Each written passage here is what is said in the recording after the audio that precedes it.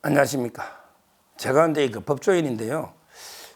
지금은 이제 21대 국회가 역사상 최악이라고 생각했는데 22대 국회 생각하면 참 이제 그 앞날이 캄캄합니다.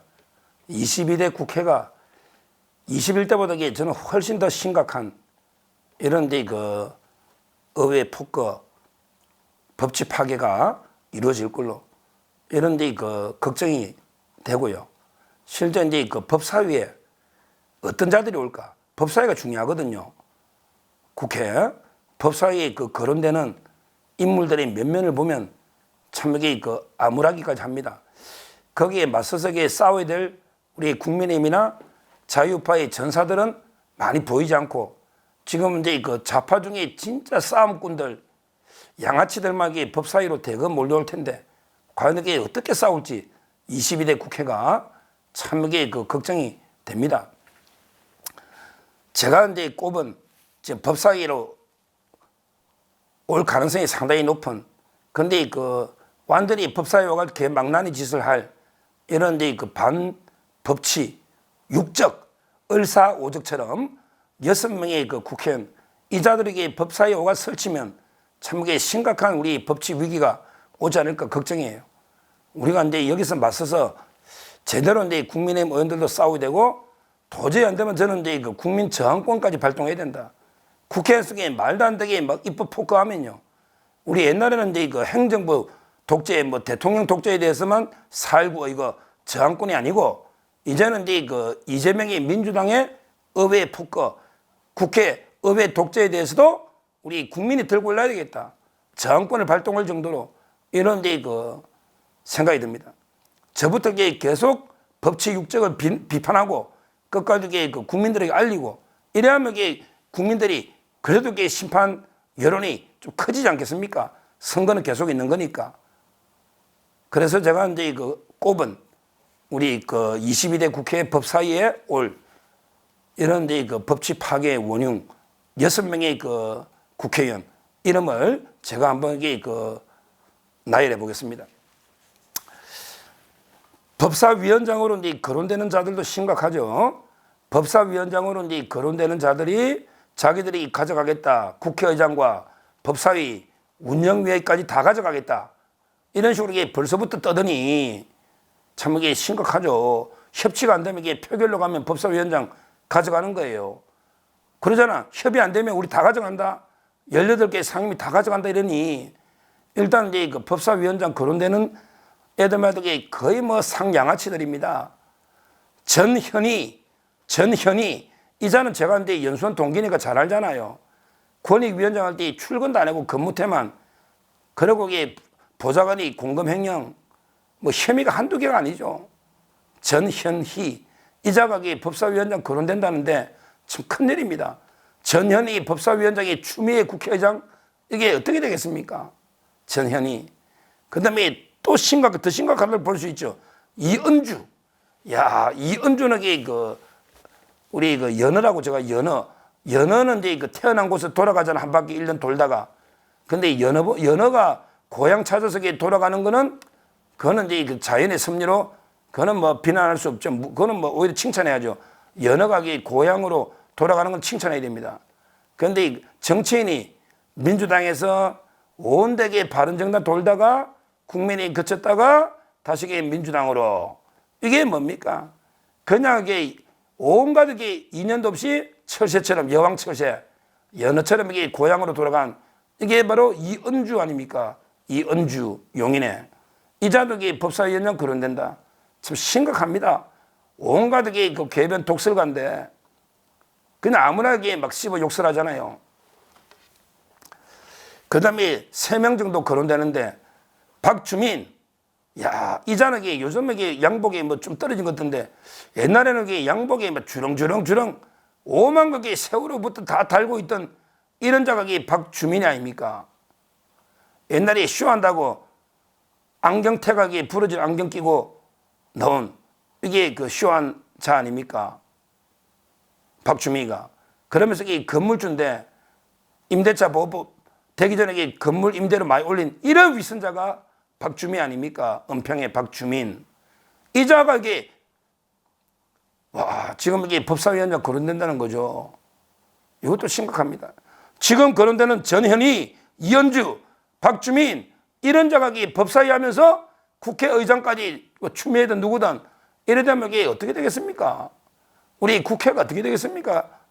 참 이게 그 큰일이에요. 거기에 법사위로 갈 유력한 자가 또 이제 그 민주당의 김용미가 있죠. 김용미는 이게 이번에 원내 수석 부대표가 됐습니다. 정책과 관련해서. 그 박찬대가 이제 원내대표잖아요. 거기에 박성준이 하고요. 그 다음에 김용미 두 명을 또 수석 부대표로 했어요. 참 이게 또 수석 부대표 두 명 하는 것도 처음 봤네.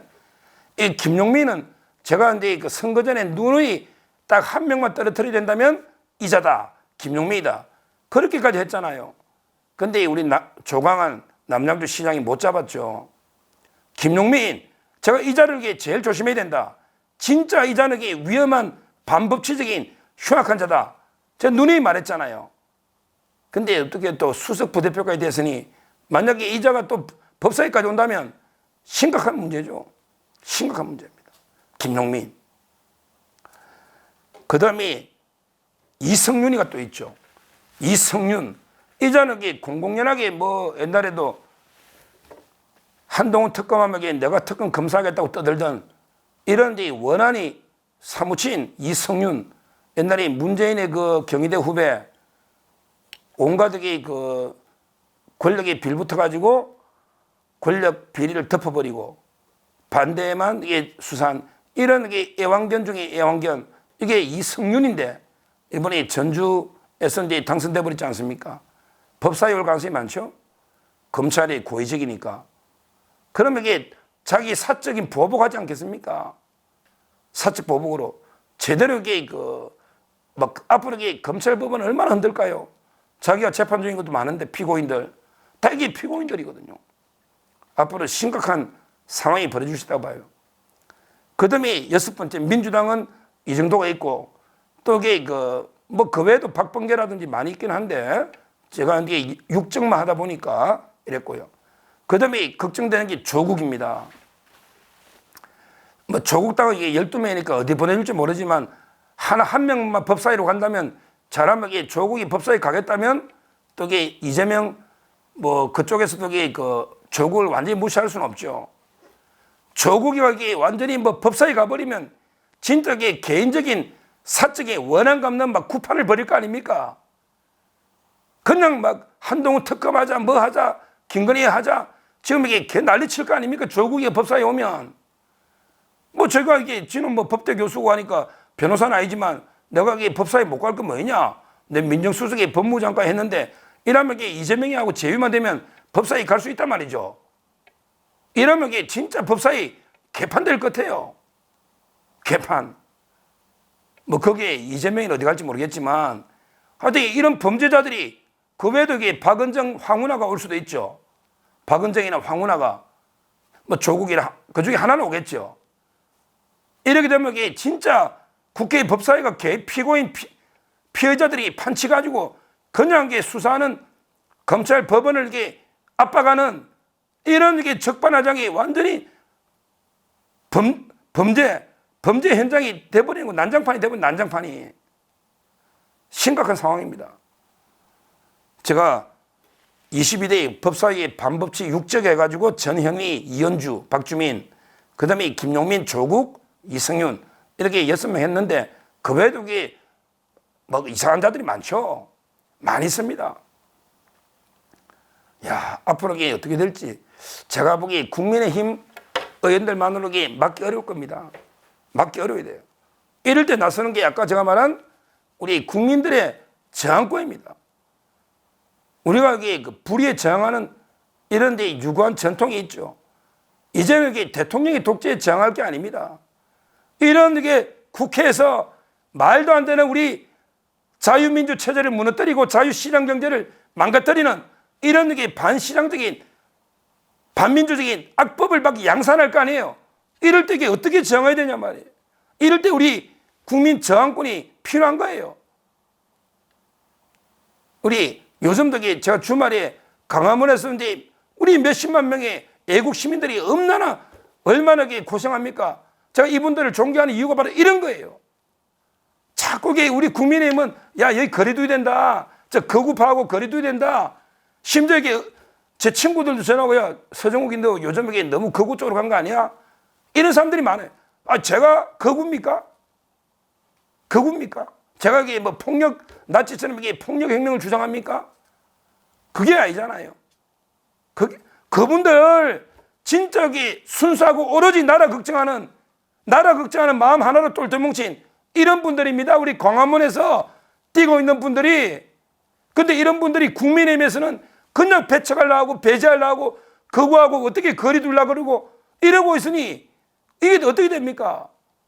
민주당은 그 주말마다 촛불 집회, 탄핵, 유세 집회하면 이게 뒤에서 다 도와주고 의원들이 참석하잖아요. 그 김용민이가 처음부터 그 윤석열 탄핵 집회 참여한 자 아닙니까? 이래서 누굴 믿고 싸우느냐고요? 그냥 국회에서 점잖하게 108명만 있으면 싸움이 됩니까? 진짜 태극기 들고 진짜 손발로 싸우는 이 애국 시민들이 없이 국회에서 싸울 수 있습니까? 그런 분들에게 비판하면 안 돼요.